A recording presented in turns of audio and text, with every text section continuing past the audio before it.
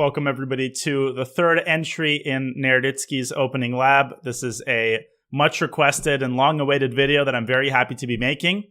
Today we are taking on a monumental task. We will be busting the King's Gambit, which is defined by e4, e5, f4. And this is an opening, perhaps the oldest opening in existence. It has been played for right about half a century. It has not been refuted, and it terrorizes players of all levels, particularly beginners and intermediate players. Now, before we delve into any specifics, I want to get one thing out of the way, which is that the King's Gambit has not been refuted. There is a narrative that is spread around sometimes that the King's Gambit has been discredited and that Black is winning. That is completely untrue, and the King's Gambit remains perhaps not close to White's best opening, not nearly the same objective strength as, let's say, the Ruy Lopez or the Italian, but an opening that Black has to know, and an opening in which Black doesn't get more than a small advantage if White plays correctly. So it is absolutely an opening that has to be studied carefully, and that's why I'm making this video. This video will be about 50 minutes long, so I invite you to set aside some time, have a board next to you, and as per usual, you'll have to pause the video frequently and really engage with the material to get the most out of it. I've tried to be as thorough as possible. We'll go through all of the sidelines, and we'll put particular emphasis on the moves which tend to have the most airtime in online blitz games. So those of you who watch my YouTube channel diligently know that I uploaded this video 2 days ago, and unfortunately there was a glitch where the board did not update for the last 20 minutes, so I decided to record it again, and hopefully this time it'll be even better, and hopefully we will be able to avoid the glitch this time. I'm sorry for that.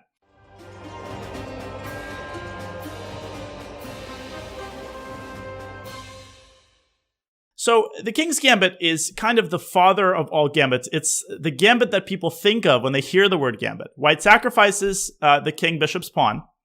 And the point of this is to facilitate White's control of the center. Now the move d4 is a lot easier to make.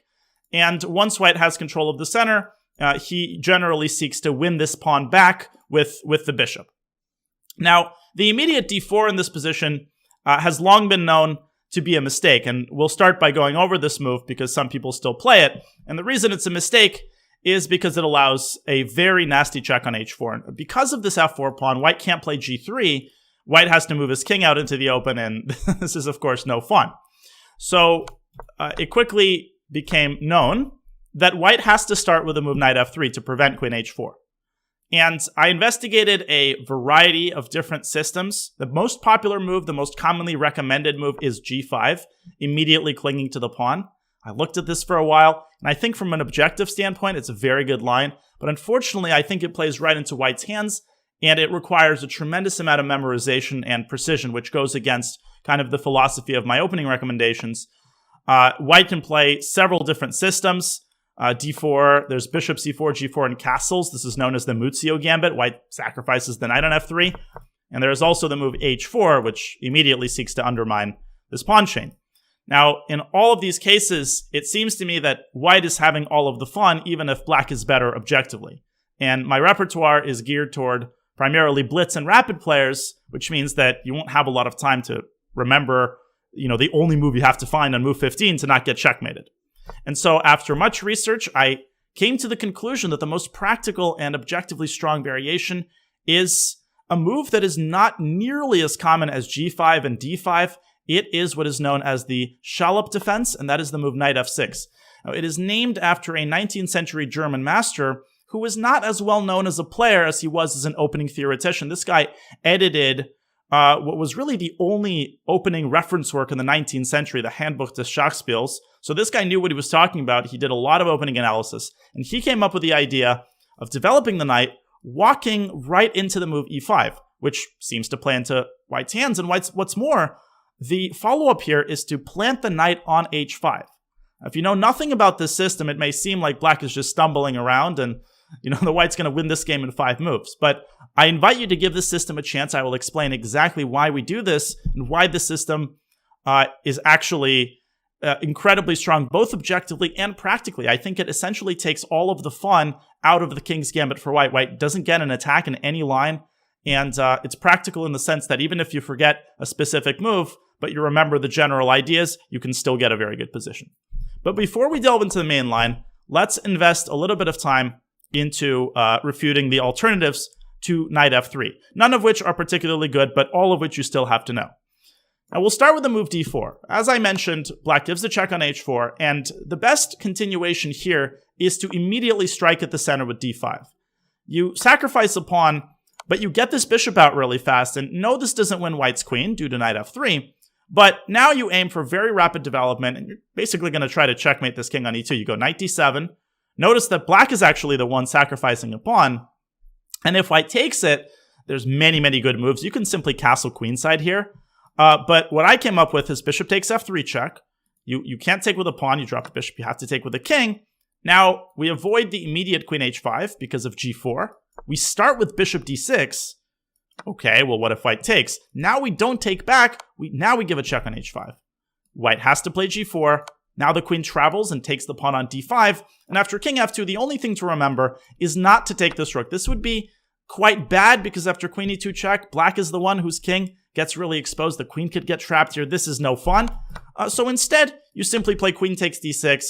And white is virtually lost here because this king is never going to find a safe square, right? It's permanently weak. And as soon as black castles queenside and gets this knight out, there will be hell to pay. So there isn't much to know here other than the fact that you just castle, you get your knight out. You can also throw in the move c5 to open up the center. This line is fairly forced. So d4, queen h4 check, and d5 is really, really good for black. Now, there are a couple of slightly more reputable alternatives here to knight f3, and one of them is knight c3. I think this is a variation of the Vienna game, which the first world champion, Wilhelm Steinitz, was known as kind of an expert in this line. He won a lot of games here. And white's point after queen h4, king e2, is that he's going to go knight f3, he's going to chase the queen away, then white's going to go d4, and eventually the king can kind of castle by hand. It can go to f2, and people in the 1800s really didn't know how to meet this. Steinitz won so many games by doing just that. But I came up with a really cool and really rare move. You actually play d5 anyway here. Now, you might look at this and say, well, that looks like madness, right? Now I can take this pawn with a knight. That seems completely unreasonable. If white takes with a pawn here, then you do much the same thing that you do in the d4 line. You go bishop g4, bishop d6, get this knight out, and you castle. But what about knight takes d5? And things get even crazier here. You go bishop g4 check, forcing knight f3, and now you simply ignore the threat on the c7 pawn. You go knight out to c6. What? Knight out to c6? What about knight takes c7 check? Well, we'll get to that in a second. Basically, you're threatening knight d4 check. So if white goes d4, then you are simply winning after castles, bishop takes f4, and now knight out to f6. And this position kind of is an illusion. It may seem like white's doing well. White's got all the trappings of a good position, center, good development. But because this king is in such trouble, all of this evaporates instantly, and white's position collapses here. There's no way to keep the knight on d5. And if white takes on f6, you don't even have to take back. You can play knight takes d4 check, and white loses all of his pieces. You're going to take on f3 and win the queen, and then you're going to recapture the knight. This is absolutely terrible for white. So white kind of has to go for knight takes d7 check. Now we move the king aside. After knight takes a8, we don't give a check on d4. The king actually escapes through d3. No, we play knight e5. This probably still looks crazy to you, but when I point out what black is threatening, maybe you can pause the video and figure that out yourself, I think this idea will start to make a lot of sense. Now let's take a neutral move for white. Let's say white plays d4. The point here is that black takes on f3, and then we take again. After king takes f3, queen h5 check, we win white's queen. There's no longer a g-pawn with which to cover that check. After we take the queen, white's position is completely lost because this knight on a8 is also going to be trapped, and the king is still wide open. So that's the main idea, and if you look at this carefully, you'll see that white virtually has no way to stop this. White can play h3. That doesn't help much. You just drop the bishop back. One of the only ideas here is to play rook g1. And if black repeats that process, then the rook's going to cover the check on g4. But the move h3 creates a huge weakness on g3. So we go queen g3, and now we're threatening knight takes f3, and that is totally unstoppable. So h3 doesn't work. Well, what does work? By the way, if white goes rook g1 immediately, then you can take this pawn on h2, and now white can't defend this rook on g1. Bishop takes f3 also now is a threat because of the pin.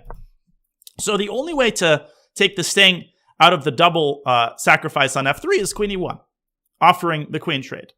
Now, we still take on f3 here, And if g takes f3, we still win the queen because the king is separated from the queen.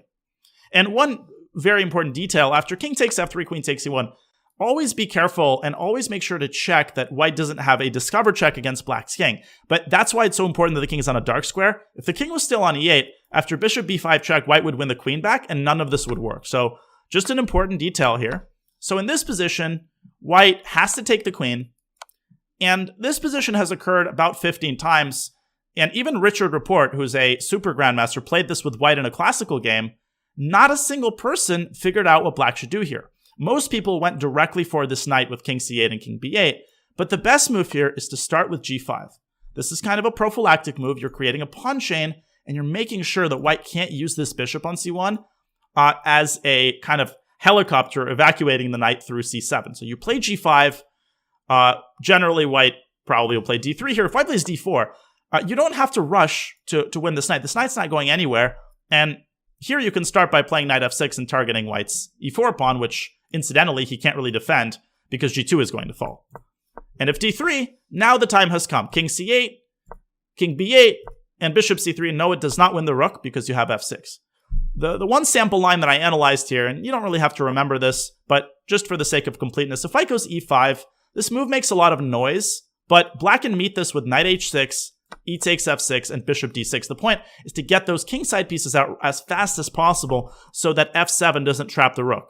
The rook moves to c8, not to f8 because of bishop g7, that's a fork. After rook c8, we pick up the pawn on f7, then we pick up the knight in any order, and then we not only have two pieces for the rook, which is already overwhelming, but just look at how dominant our minor pieces are. White simply cannot move here. This is winning for black, and this line is quite forcing, so I would spend a little bit of time and memorize this entire sequence, maybe up until king c8, because it's not unlikely that somebody is going to try it, and you're going to look like a real pro when you play the move d5 anyway. You're going to make your opponent think that you've blundered, and it was just a bad pre-move, but no, it's all part of the game.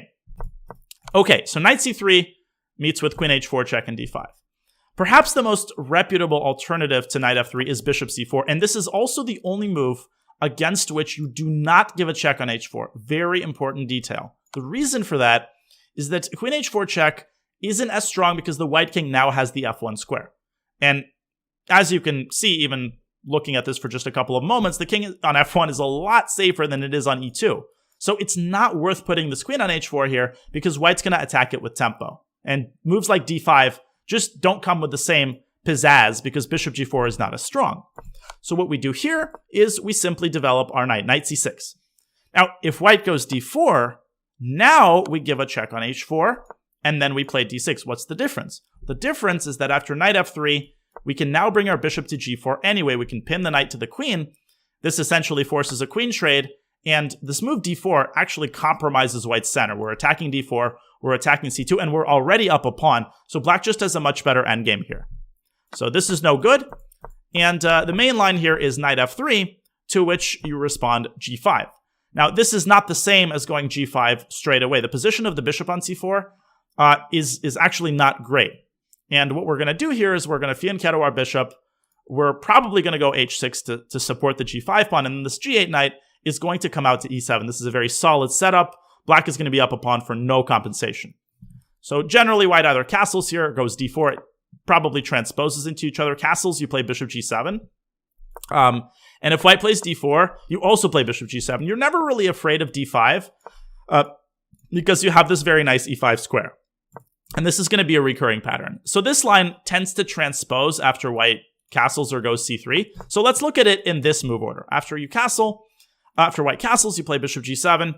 d4 is met with d6. And I was mostly using the Lichess player database to look up which moves were most common online. And in this position, the vast majority of people tend to play c3 in order to buttress the d4 pawn.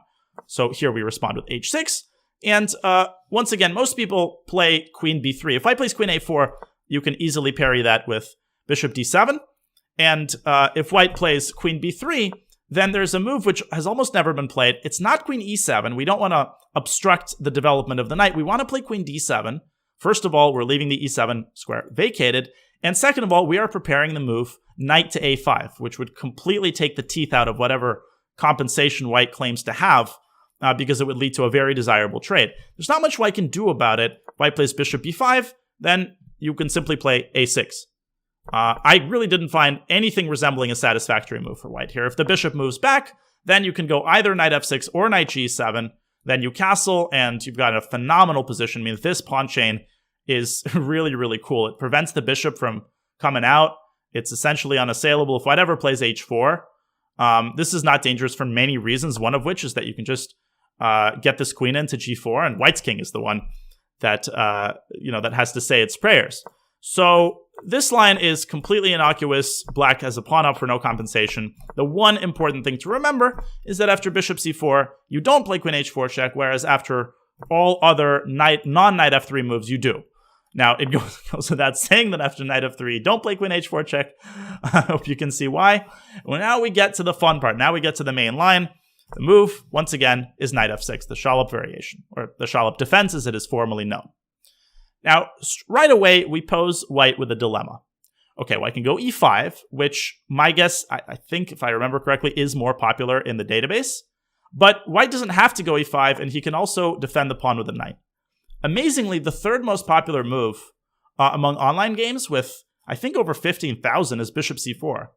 And this simply blunders a pawn. I think this is probably the product of a bad pre-move. Maybe most of those games were bullet games. But it's important to understand that you can take this pawn. You can and you should.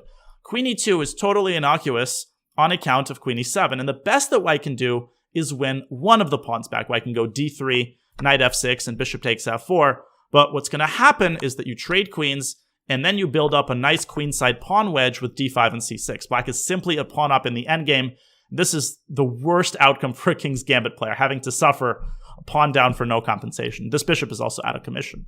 So queen e2, you play queen e7. If we return to this moment, white can also play d3 and bishop takes f4, but you do the same thing. You play d5 and then c6, and you're chilling. And if white castles, then once again, you go d5, bishop b3, and now you can get the light squared bishop out to e6, just supporting the center. One cool detail is that if white goes d3 here, you can actually keep this extra pawn. We go bishop c5 check, forcing d4, otherwise white gets forked, and then the bishop drops back to d6. So here white doesn't even win back the second pawn. This is virtually resignable. You can go g5, or you can just complete your development by castling and getting this knight out to c6 or d7. So bishop c4 really is a terrible move. And the last thing I'll say, the move d3 has been sometimes played here. The easiest way to respond to this is just d5. And this is really, really crappy for white. After bishop takes f4, the one thing I will add is that the computer doesn't love the idea of taking on e4 for complicated reasons. So here the best move is just to develop your knight to c6.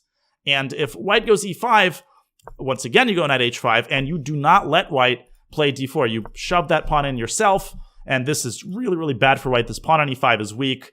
Your next move can be either bishop b4 or bishop g4. This is extremely uncommon and unlikely to happen, but just once again, for the sake of completeness, d3 is met with d5. And if white goes e5 here, then you play knight h5, and you basically have the main line down a tempo for white, because there's nothing better than going d4. So there's no sense in analyzing this. And now we get to the first of the two main moves. I'd like to start with knight c3.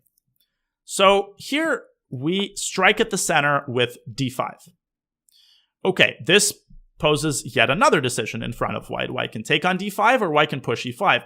And the one clarification that I want to make straight away is that if you consider the line e5, knight h5, d4, you might look at this and say, wait a minute, isn't this the exact same thing as e5, knight h5, d4 in this position? The answer to that is no, because in this position, my move, and I'll explain this, is going to be d6, not d5.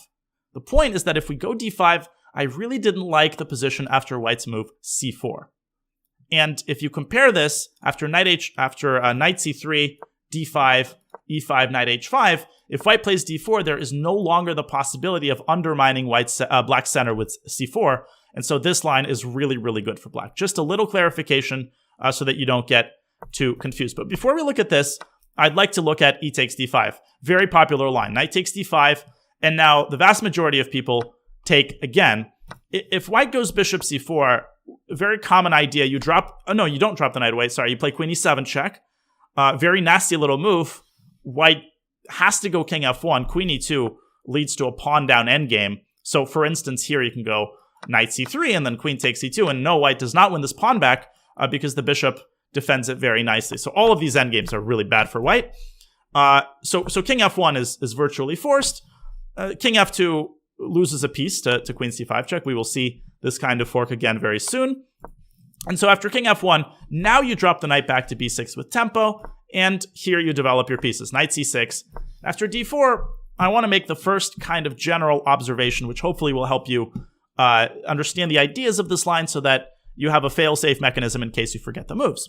So in the Shallop defense, generally black castles queenside, generally black castles kingside, that is, but in some of these variations, particularly when white's king position is compromised, black switches gears and says, okay, I'm going to give up this f4 pawn. I'm going to go for quick queenside castling in order to create a very rapid-fire attack on white's king. You're going to see this a couple of times, and this is one example. Bishop g4, yes, you give up this pawn, but after castling queenside, you can hopefully see how dangerous this is for white. You're threatening knight takes d4 because of the pin, and if white pushes d5, you go knight a5. White's position here totally collapses. You're threatening to take the bishop and isolate this pawn.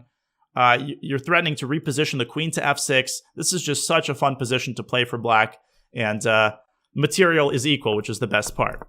So this is not impressive, and for that reason, everybody who knows what they're doing plays knight takes d5, queen takes d5, and now d4.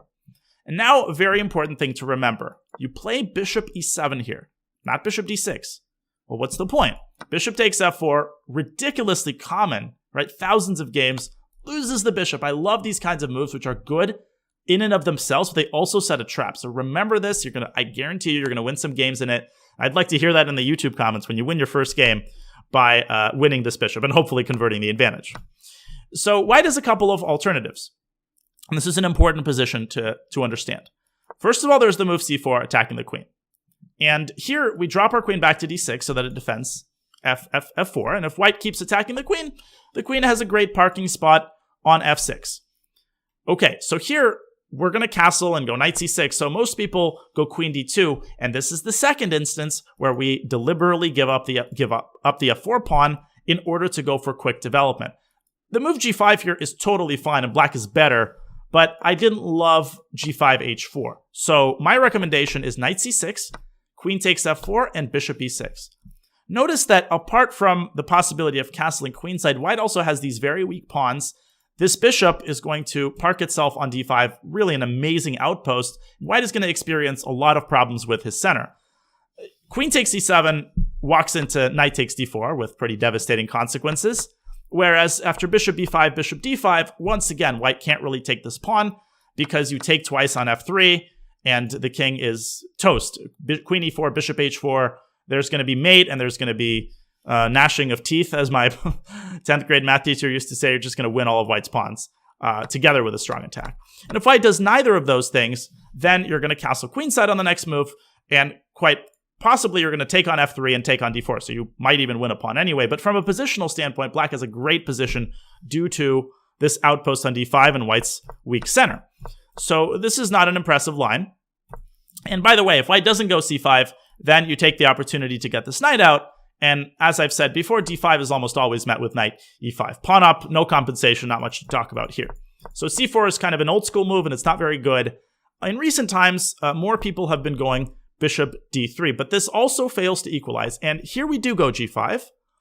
And if white castles, we continue developing naturally bishop g4. Now the main line continues c3, defending the pawn. We just go knight c6, queen c2, and we castle queenside once again. We reap all of the benefits of the position here. We're still up a pawn, and we've managed to castle. Now, I looked at this position a little bit, and you have to be precise. Generally, white goes bishop e4, attacking the queen, and there's a really cool trap here that I'm just going to mention because it's cool. It's not crucial to the video. Queen d6 looks more natural to me than queen d7, but here white has a beautiful tactic, and I invite you to pause the video and take a shot at it. So the tactic comes out of nowhere. It's knight takes g5. I was analyzing with an engine, and I thought, what? Has the engine gone crazy? Do I need to clean my computer? After bishop takes g5, no, white has bishop f5 check. It forces the bishop trade. After queen takes f5, white picks up the bishop, and black's whole kingside structure is now in shambles. So most people will probably not see this in a game, But the best move here is queen d7. And this hinges on a very important detail. It looks like d5 is very scary. If you move the knight away, then you run into knight e5. But black counterstrikes with f5, dc, bc, and first of all, the bishop is trapped. The only way to extricate it is to go knight e5. Now the queen moves up to e6, and after knight takes g4, which piece do we take? Well, we don't take the knight. That loses the queen. We take the bishop, and just look at black's pawn army here. This is almost winning for black. White has to move the knight back. You go e3. You're going to bring the rook into e8. White is totally paralyzed. And this is really, really fun for black. And I'll take this opportunity to say that if at any moment you're not satisfied with where I stop, or you might be looking at the video and saying, Daniel mentions this, but he doesn't mention this move or that move. I tried to be thorough, but I can't cover everything. Remember, you can call up an analysis board on chess.com, turn the engine on, and join me in analyzing this opening. That's a crucial part. That's an integral part of developing an opening repertoire, because you have a very unique perspective on which moves are annoying to you and which moves you would like to know the response against. And when you play a blitz game in this variation, if your opponent follows a line that I didn't mention, you want to add that to your file. You want to analyze that, and that is a totally normal process. That's how you enrich your opening knowledge. So this position, for instance, if you're uncertain about why black is winning or why black is better, you can, get onto an analysis board and just make a couple more moves. Okay, so this is an important line. And to summarize here, if white goes c4, then you drop the queen back to d6. And if white goes bishop d3, then you defend the pawn on f4. There are a couple of other alternatives here. Let me check my master file to see what I have here. So d5 takes. Yeah, I think that's basically it. Bishop b2, you also play g5. This doesn't really substantively change anything, and that's about it. So this line, although it was popular a couple of years ago, it doesn't even come close to equalizing. And now we can look at e5 in this position. Remember, this is different from e5 here. So keep those lines separate in your mind. Knight c3, d5, and e5. So we go knight h5. And this is the first time that the knight has landed on h5. So let me talk a little bit about the rationale behind this entire setup. Now, the devil's advocate may say, okay, what I don't get is, first of all, you're giving white a big center after d4. And second of all, isn't this knight going to be trapped? Aren't we going to have constant problems with discoveries? And this just looks impractical. Well, wrong on both points, because first of all, white driving these pawns further into the center doesn't mean anything. Black can work around these pawns, and very often black can make the move f6 to undermine white's center. So in the king's gambit, white actually doesn't want to push these pawns out too early to overextend himself. As for the knight being trapped, it's not trapped for two reasons. Most of the time, we will go g5, and the knight will have an escape hatch through g7 and later on to e6, or f5, which is a phenomenal square. In certain positions, you can simply play the move g6. Not only does that defend the knight, but that also creates, in the case of an emergency, leave your possessions in the airplane. In case of an emergency, we still have the g7 square for the knight. So this is an illusion, and at no point can white really move this knight away from f3 because of the deadly possibility of queen h4 check.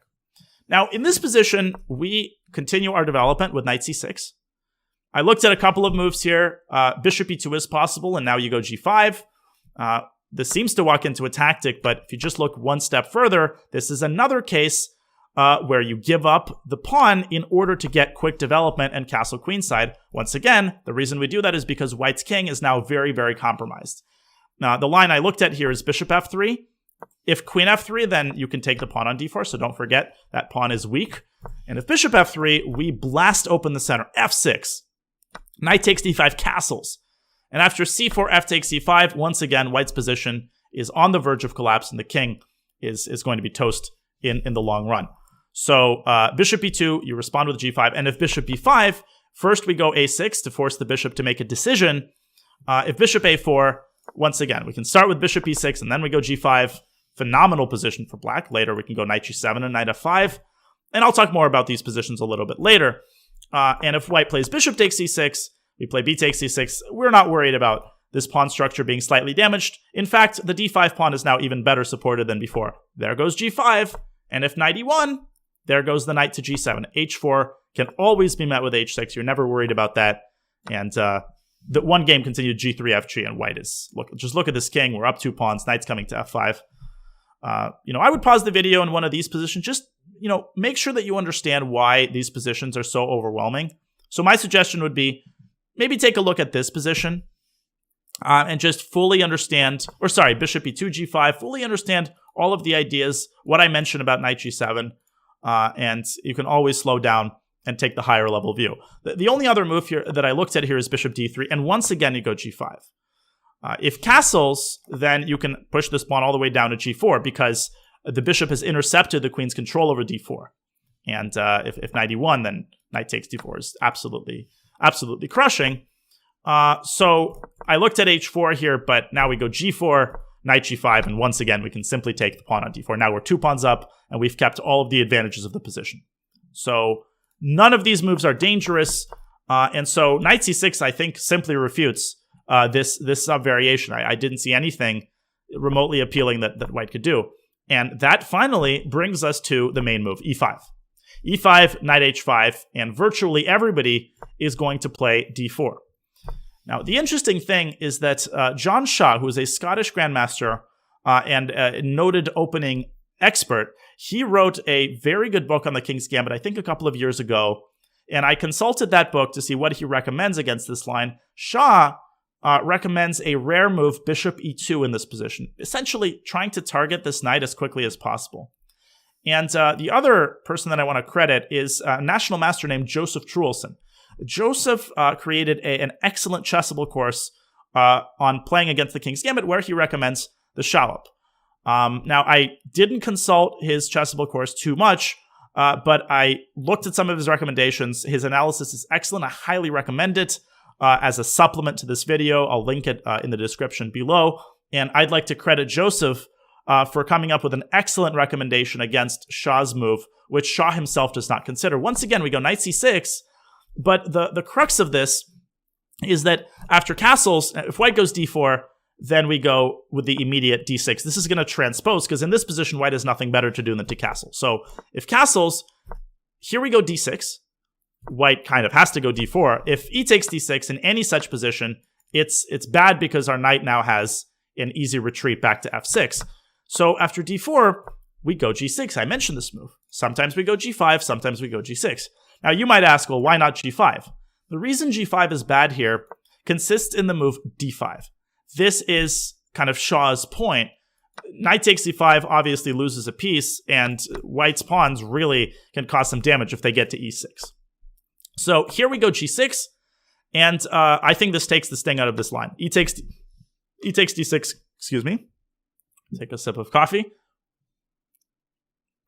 Now I feel like I gotta drink my water. Pause the video now. So if white doesn't take, then you fianchetto the bishop. E takes d6, c takes d6, and we're just better. Yet again, d5 is met with knight e5. And there's a forcing line here. White can win the pawn back, takes, and takes. But we can throw in a check, and when the smoke clears, we shift our queen to g6, and we just have this monster pawn chain on the king's side. The bishop's coming out to f5, and in the event of a queen trade, I mean, hopefully you can see that this position is absolutely overwhelming for black. So this is not dangerous, and instead of knight c3, if white takes immediately, then we take with the bishop. And after knight c3, we can castle. Truelson stops his analysis here.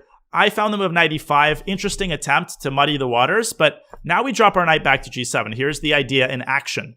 And although white can win the pawn back by taking on c6 and taking on f4, his relief is short-lived. Our knight travels to e6 and causes a lot of problems. Bishop d6, queen d6, and white cannot defend this pawn.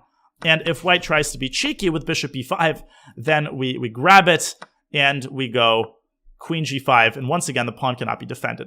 This is probably white's best line objectively, but at the end of it, he's down a pawn, he's clearly worse, and this would require white to play accurately for 14 moves. So not a great outcome, and so bishop e2, thank you to Joseph for finding the move knight c6. And now we get to the move which you're going to see a lot more frequently, and that is d4. Okay, so I vacillated for a while on d5 versus d6. Truelson recommends d5, but ultimately I was not able to find anything too satisfactory after c4, and that is why I settled on d6. I also like this move because it virtually forces white to find an only move. Every other move and white is in huge trouble. The only move that gives white a tenable position is queen e2, which is virtually never played in online games. In over-the-board chess among grandmasters, yes, GMs know to play queen e2, but most people online make one of two moves, and both of them are really bad. Most people play bishop c4. This walks right into what we want to do. Now we go d5, and everything changes. After bishop d3, g5, we have won a tempo, so the move c4 is totally not dangerous. So for instance, after castles knight c6, if white generally goes c3, if white goes c4, we capture on c4, now we make a really cool move. Rook g8. Now you might look at this and say, whoa, whoa, whoa, whoa, what about d5? This looks scary. It's actually not. We go g4, counter-striking on the king side, and although this may look a little chaotic, white is actually just completely lost here. And I'm going to knock your socks off with a cool line in just a second. But here, if white plays d takes c6, trade queens, take on f3, don't forget that black is already a pawn up, and now the attack against white's king has grown totally devastating. Now, if white goes c3 in this position, then we develop our bishop, and one cool line that I considered was b4, trying to get something going on the queen side, g4, forcing the knight back, and now a5, undermining the queen side. But what's the idea? What does black do after b5? Good spot to pause the video and try to figure it out. There is a beautiful idea here. Take on e5. After d takes e5, the idea of going a5 has been revealed. We now have access to the c5 square, and now we sack another piece on g3, and hopefully you see where this is going. This is a common mating pattern. Our bishop controls g1. There's nothing white can put on this diagonal that can't be captured, and queen h5 or h6 checkmate is totally unstoppable. It is inevitable. White loses. So just one of many really, really cool lines that I think show how fun this variation is to play. That knight on h5 has some teeth. It doesn't just passively sit there defending f4. In certain situations, it can sacrifice itself on g3. And so it turns out that this bishop c4 move is just bad. We just go d5. d5 followed by g5, and then we develop our pieces, knight to c6, bishop to e6, other bishop to e7, and at any moment we can drop our knight back to g7. Okay, so what about e takes d6? Well, as I've already mentioned, this walks right into black's hands. Bishop takes d6, and now we develop normally. Castles, bishop g4, and bishop g4 is always a good move here because after h3 we don't have to take the knight. We drop our bishop back, and we have induced h3, creating a massive weakness on g3, where we can now ensconce our knight. So black is a pawn up, and as my coach used to say, black has the extra pawn, and he has the compensation. So we're doing great here. And the only other move that I saw played with any regularity online is knight c3. But this ignores the idea of d6. We play d takes e5, and white is in a tough spot because knight takes e5 loses to queen h4 check. D takes e5 allows the queen trade, which is obviously really good for black. The only tenable move is queen e2, but now we get our bishop to g4. And after queen takes e5 check, we play bishop e7. And there's this one detail that I would advise that you memorize. After knight d5, you have to know the move knight c6. And its idea is not hard to understand. After knight takes c7, king f8, there is no way for the queen to keep protecting the knight. The queen has to drop back, and white loses the knight. So no, we're not blundering a fork here. We're just seeing one step ahead. So this is good for black. And knight c3, just d takes e5. And so that leads me to what I would really call the only serious move in this position, and that is queen e2. But again, I think you're unlikely to face it. I think you're more likely to face bishop c4 or bishop e2. And as a sneak preview on the opening videos that I will be making, I'll be making a series of videos very soon where I actually recruit people from my Twitch community and my supporters to play a series of games with me in the same opening. So I ask them to basically play the King's Indian in 10 consecutive games, and then I'll put out a video where I'm actually putting this theoretical information to practice, and hopefully that'll give you a slightly different perspective, and hopefully it'll help solidify not only the theory, but also the general ideas, because I'm sure that I'll be facing lines that I haven't covered. Okay, so let's get to queen e2. Now we take on e5, and once again, queen takes e5. Anytime we can trade queens like this, we should, and black is better. Bishop e2, we don't have to rush with queen takes e5. First, we develop our bishop to g4. And if bishop takes f4, another example of a situation where we sacrifice back the pawn, but we have a huge initiative. If the bishop drops back, then whoop, knight comes into b4, it drops back down to d5. And what I want you to notice here is that the lack of the f2 pawn really hurts white in more than one way. It doesn't just weaken the king. It also doesn't allow the bishop on e3 to be anchored. Now white has to move the bishop back, and the knight comes into f4. So white's position is really discombobulated as a result of the f-pawn not being there. Meanwhile, if bishop takes c7, then we chase that bishop, and the bishop literally has nowhere to go. Bishop g3, we grab, and we're going to grab on c2 with a totally devastating effect. So queen takes e5, we cover with the queen. The one important thing here is not to take the queen straight away, because then white takes back with the knight and attacks the knight on h5. Here, you got to be patient and get your bishop out to g4.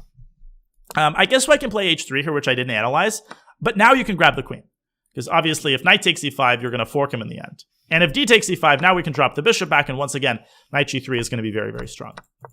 So that really only leaves us with knight takes e5. D takes e5, bishop g4 just looks terrible for white. h3, there's always knight g3. But after queen takes e5, after knight takes e5, as you might imagine, you give a check on h4. Okay, why is it? One moment. I guess the gods don't want me to complete this video. Okay, I think we're good. Knight takes e5. Queen h4. It kept reverting back to that position. Maybe somebody hacked this analysis board. And he's like, Daniel, you haven't explained that well enough. So queen h4 check. Now, at first sight, this just looks great for black, right? Because as we've already established, g3 is almost never possible in these positions. And so if white has to move the king away, well, that's no good, right? We can just play bishop e7 and, then we castle, and white's position is terrible.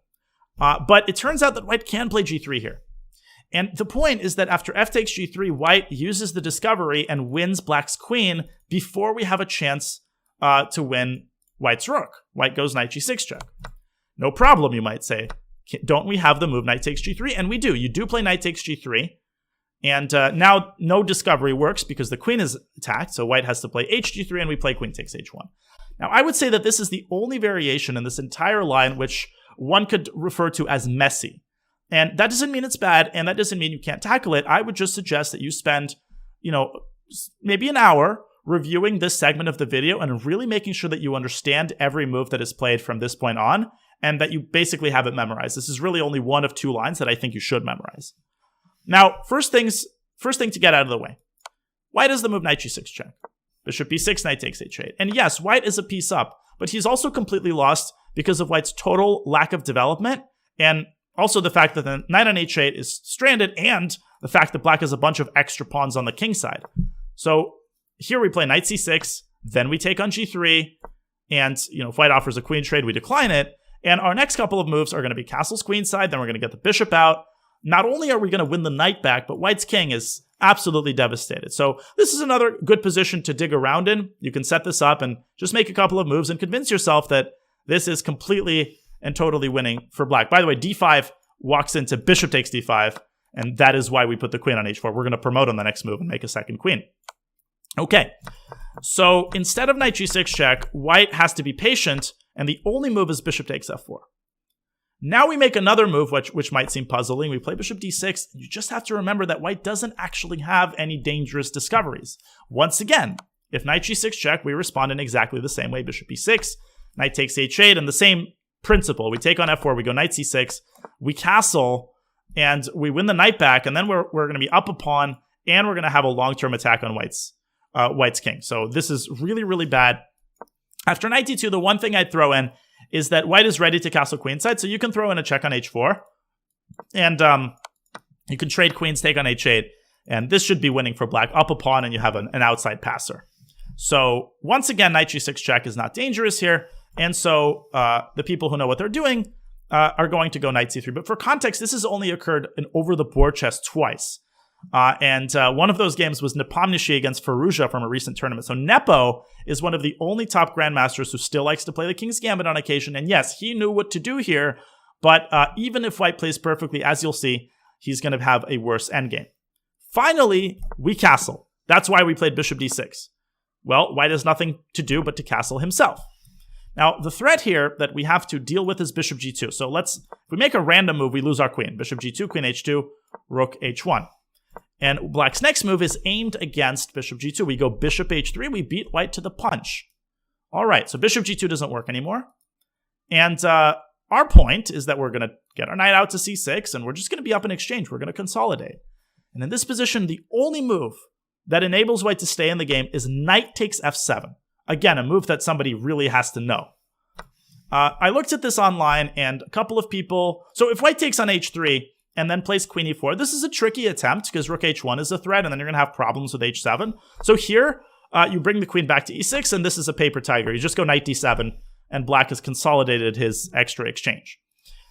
So a couple of people have gone knight e4, which is a good-looking move, right? Centralizing the knight doesn't do anything. We just go knight d7. A lot of pieces that are hanging, but in reality, all of this favors black. If g4, you go knight out to f6, forcing the trade, and white's position collapses here. Just note that this construction is totally self-sufficient. There's no way for white to put pressure on either of these pieces. And at the right moment, you can take on f1 and hit the queen and then bring your queen back. That's really the point. And if knight g5, here's a case in point. You take on e5, then you take on f1, and then you bring your queen back to c6, and you're completely winning. We're up in exchange and a pawn. So none of the moves other than knight takes f7 are dangerous. The point of knight takes f7 is to expose black's king so that you can later get this bishop out with check. What we do here is we take on f4. Now we do not take on f7. Never play this move, because you're going to get checkmated. And do not take with the king, because you might not get checkmated, but you're definitely going to lose your queen, and probably even more than that. Instead, you play the very calm move knight d7, getting your knight out. If white moves the knight away, then you know the drill. Bishop takes f1, rook takes f1, queen c6. There's no check on c4. You're just going to play h6 and rook e8, and we're completely in charge and up in exchange. So queen c4 is the only move. Now we take on f7, and the point of this is revealed. White takes on f7 and then plays bishop c4 check, and the smoke is cleared. White is going to win the queen back, but guess what?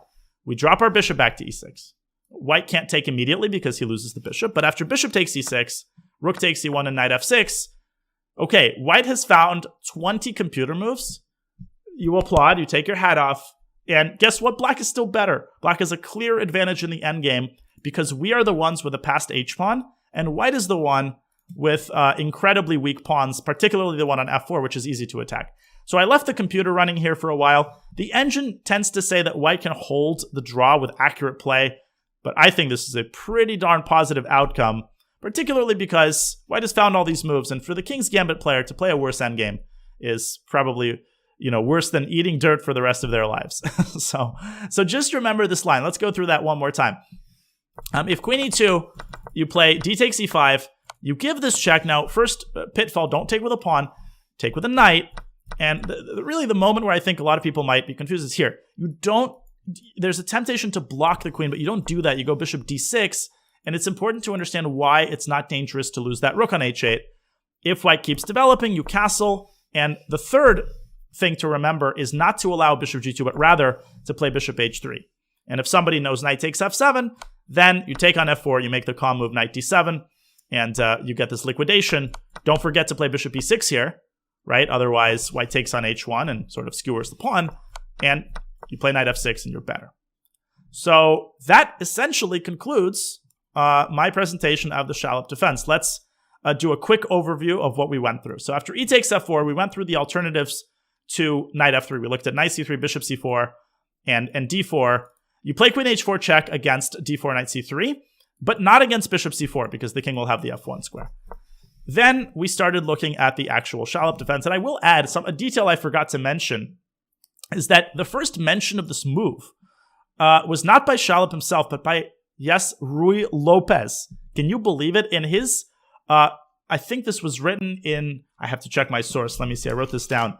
Ruy Lopez, the originator of the Spanish game, he was a priest, but he also wrote one of the first chess manuscripts. It was a chess instruction book. I think it was the late 1500s, but don't quote me on that. So he made mention of this move. He analyzed a bunch of openings, and Ruy Lopez seemed to think that knight f6 is bad because after e5, knight h5, he didn't even consider knight h5. I think he only considered like knight e4, and then the knight gets tossed around. No, he did.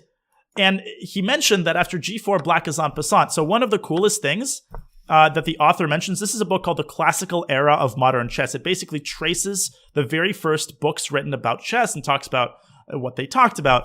And there's a debate about when en passant entered common chess rules. And this is a very important piece of evidence. So this line we're talking about is also used by chess historians as evidence that en passant existed in the late 1500s, because Ruy Lopez made mention of it. G4 would have trapped the knight were it not for en passant. I don't remember exactly why he thought this was bad, but he didn't like it. Neither did Polerio, who was an Italian master who wrote a manuscript around the same time as Ruy Lopez. And Shallop was only the third or fourth player to actually play this in over-the-board chess. The first player to play this was very imposing name, and I'm sure I'll butcher the pronunciation, Count Konrad Witzhum von Eckstadt, who was the heir of a noble family in Germany. So he was the first person to play knight f6, and he did put the knight on h5. But Shallop really codified this, he analyzed it, and so the line bears his name. Little piece of chess trivia there. So knight f6, we looked at the two main moves, knight c3 and e5. If bishop c4, you can grab the pawn. After knight c3, we strike at the center with d5. Remember the key detail, after e5, knight h5, d4, we can simply develop because white doesn't have the move c4. We also looked at e takes d5, and then essentially you cling to this pawn in most cases, and sometimes you castle kingside, sometimes if you feel that white's king is particularly weak, you can castle queenside. And finally, we looked at the main line, e5, knight h5, d4. Now, do not play d5 because it allows nasty move c4, although if you look at Joseph Truelson's Chessable course, I'm sure that he does some very good work on d5 as well. But the move is d6. The idea is to quickly undermine white's center against bishop c4. Now you play d5 with tempo, and you know the drill, knight c6, g5, etc. Against almost all other moves, you play d takes c5, including the main line, queen e2. D takes c5, and even with best play, white ends up slightly worse. All right, ladies and gentlemen, that was a pretty long video. Let me check how long it was. It was 51 minutes. That's about exactly the same length as the first time I recorded it. I hope to God that the board transmission bug did not make another appearance. I'll be reviewing that right after I click stop record. But if you've made it to this far, thank you so much and congratulations. It is not easy to sit through an opening video this long. But again, my philosophy of my channel and of the opening videos is that I'm offering you this. Invest an hour and you will have a repertoire that might very well last you a lifetime. So as usual, please feel free to leave comments, leave questions in the comments below, and I will try to get to as many of them as I can. And finally, I have started a Patreon. So by popular demand, I do have a Patreon now. I'm going to link it in the description. I just want to make it clear, zero obligation. This is not meant to pressure anybody. And, none of my content is now going to be behind a paywall. But the only thing I'm going to offer as part of one of the tiers is some people ask for PGNs. I will have a PGN available for patrons at all tiers. So feel free to check it out. I greatly appreciate the support. You guys are all awesome, but please don't feel any obligation to become a patron or do that. I love everyone equally, but just wanted to put that out there for your information. So the link will be below. Well, I hope you enjoyed. I hope you now are armed with the tools you need to kill the King's Gambit, to crush it with a K. And I will see you in the next video. Thank you so much, and goodbye.